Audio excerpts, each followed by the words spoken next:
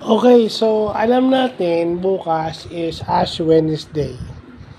So Ash Wednesday is the beginning of the Lenten season. No, yung 40 days preparation for the season of Lent. Easter. No, 40 days preparation for Easter. No, alam natin na yung maglalagay ng abo sa noo, yun yung sinasabi na ikaw ay galing sa abo at sa abo ikaw ay babalik. Yun yung sinasabi ha.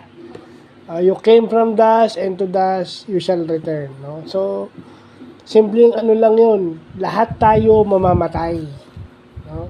Yung sinasabi na pag hindi sila yung sinasabi ng iba na pag hindi daw nagrepent, mapupunta sa impyerno. So, bago nyo sitahin ng ibang tao, sitahin nyo muna yung sarili nyo.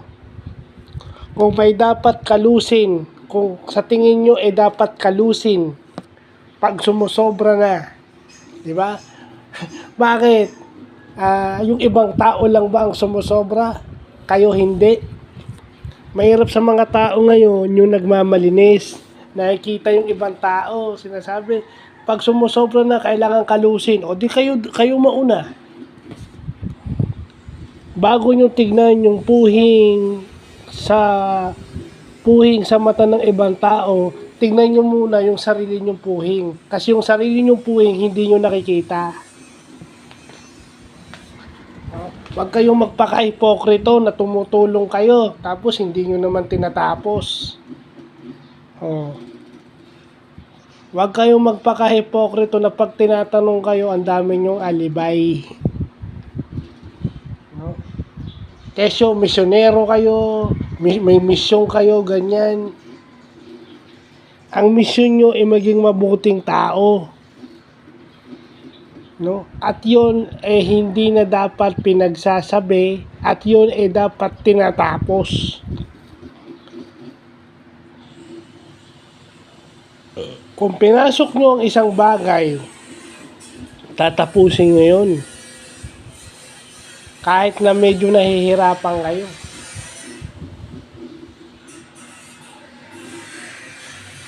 At kung sa tingin nyo wala na kayong silbi sa isang organisasyon, mas makakatulong kayo kung aalis na lang kayo sa organisasyon na yun. Kaysa ipagpilitan yung sarili nyo. Kasi kahit ilang beses yung post nyo sa Facebook na kayo tumutulong sa ganito, sina-champion nyo ang mga PWD, sina-champion nyo yung mga kung ano-ano dyan. Pero kung hindi naman nakikita sa gawa nyo, wala rin yun. Sabi nga nyo, di ba, may kasabihan, action speaks louder than words.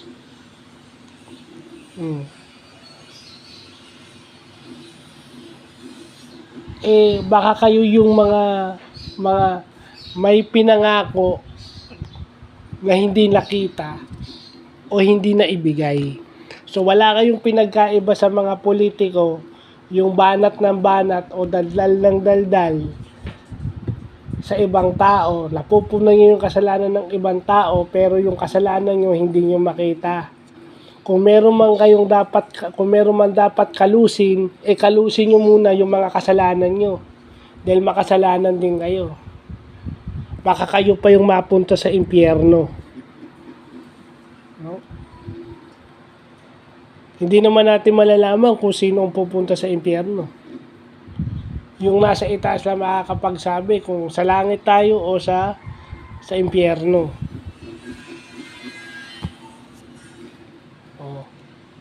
Wag kayong makapalang mukha na misyonero kayo ng misyonero, then pag walang nakatingin, may ginagawa pala kayong hindi tama.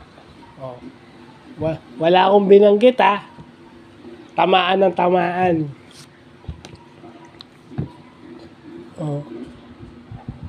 Ang galing nyong manermon. Ang galing nyong manermon sa messenger, pero pag may event kayo, napapanis laway nyo. Naninermon lang kayo sa messenger. Tinatadtad nyo ng message yung taong kausap nyo.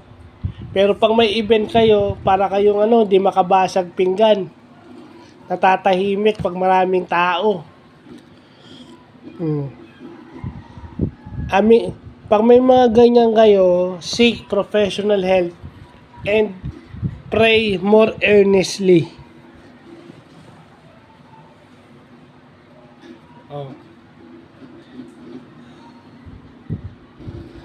O nga pala, dapat mangumpisal din. So, panahon din ng kumpisal ngayon. So, di ba? Kasi sa mata ng Diyos, lahat tayo paulit-ulit na nagkakasala. Kasi lahat tayo makasalanan. Huwag kayong magmalinis na wala kayong kasalanan. At hindi lang kayo yung anak ng Diyos. Yung nagsasabing sila lang yung anak ng Diyos, yun yung may mga problema sa isip. Yun yung magulo isip na dapat nang ipagamot. So, yun lang yung Ash Wednesday. Bago nyo makita yung ibang tao, tingnan nyo muna yung sarili nyo. So, yun lang pa.